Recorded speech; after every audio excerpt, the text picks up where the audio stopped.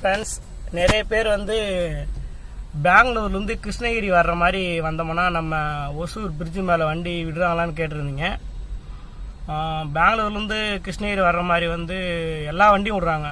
கார்லேருந்து goods வெஹிக்கிள்லேருந்து எல்லா வண்டியும் fridge மேலே விடுறாங்க. வர்றது ஒன்றும் பிரச்சனை இல்லை, வரலாம்.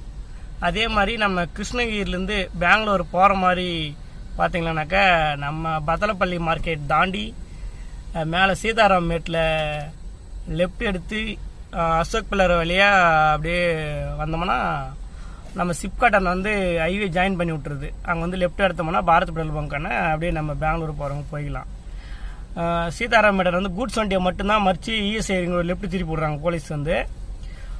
4 வீல் வண்டி மட்டும் ஸ்ட்ரெயிட்டாக பிரிட்ஜு மேலே விடுறாங்க போகிறது. ஓகேங்களா, கூட்ஸ் வெஹிக்கிள் போகிறது அலோடு இல்லை.